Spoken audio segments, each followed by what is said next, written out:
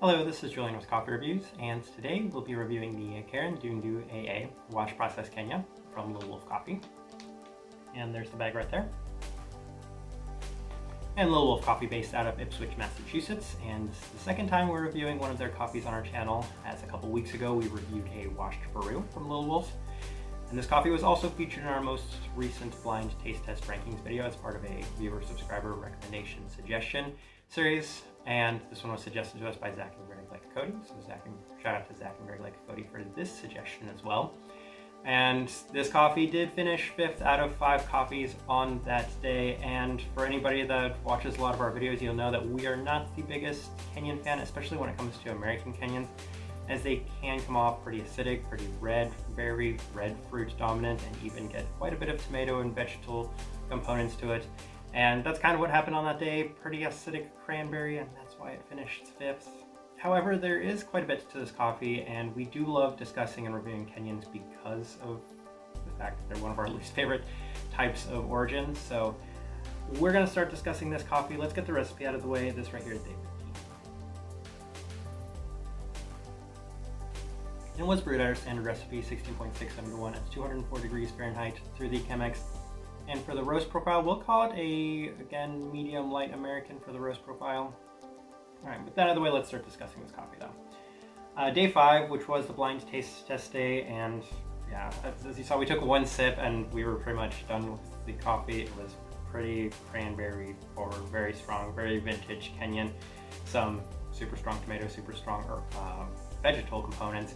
And as a result, we only needed one sip to know it was the Kenya. We put the Kenya in last place and we were done with the Kenya for that day.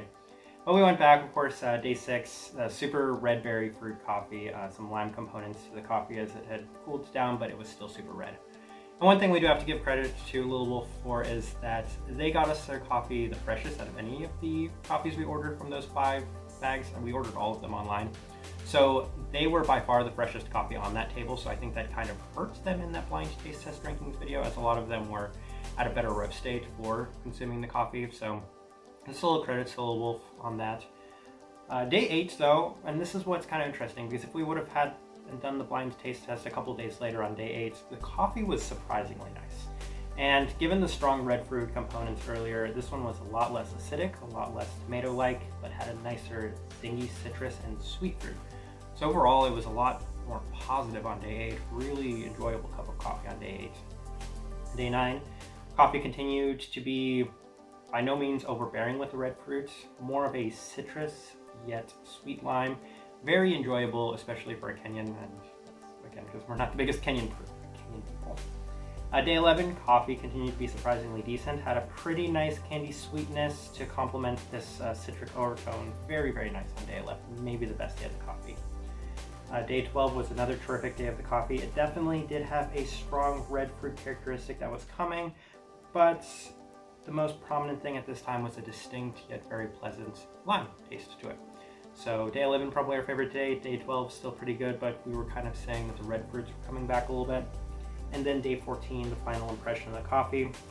It had been pretty consistent post day 6. Between day 8 and day 12, it had this great lime and kind of candy sweetness that was really, really enjoyable. And then day 14, kind of back to a little bit more red fruit dominance. Still lime, most prominent thing, especially on the final day. Overall, pretty solid impression. Day 15, I'm getting a little bit more of those red fruits again though. This coffee appeared to have a pretty nice and distinct sweet spot. All right, let's go ahead and put up the tasting wheel so you can see what we were getting. And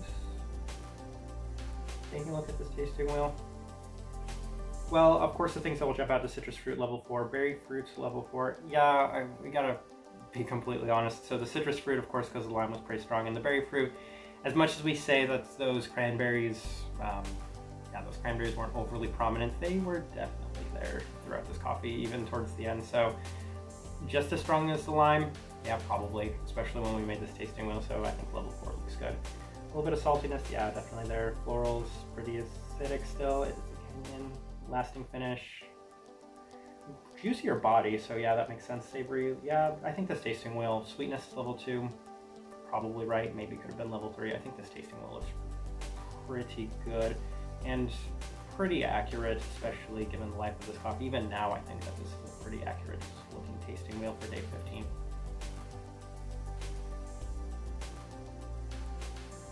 So final thoughts and impressions of this coffee at Little Wolf. Actually, I have quite a few. So this one came in as our least favorite of those 5 coffees, but it definitely wasn't. If anything, it was one of our maybe 2 most enjoyable coffees from this entire series, this entire set, those 5 coffees. So props to Little Wolf, especially for having the fact that it's a Kenya, kind of against the Kenyas. But Little Wolf as a whole, I kind of came up with a perfect idea of what Little Wolf is between this and the Peru. So you have an impression of what an American washed Peru is going to taste like, and that's exactly what their American washed Peru was. And you have an impression of what a washed American Kenyan is going to taste like, and that's exactly what this Kenyan tasted like.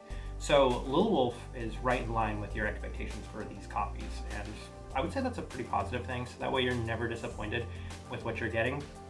And again, surprisingly enjoyed this coffee a lot more than I expected, so that's massive props to Little Wolf as well. Type of person we would suggest this coffee to is obviously a Kenyan drinker. If you're a Kenyan drinker, you love your Kenyans, and I think this one had those typical Kenyan characteristics, but also had some nice things, specifically that lime, that made it stand out and was a notch above other Kenyans from both the Kenyans we've reviewed on this channel and most of the Kenyans we have outside of this channel. So just keep that in mind, though. It is still very much an American Kenyan if you're going to try this coffee. But overall, pretty impressed, pretty pleased. Enjoyed what Little Wolf did. We're going to leave it at that, though. If you have by chance tried this coffee as well, we'd love to know your thoughts and opinions of it, as well as Little Wolf. If you're enjoying the content, give this video a like and subscribe if you're not already subscribed. This right here has been a review of the Karindundu AA Wash Process Kenya from Little Wolf Coffee. Thank you for watching.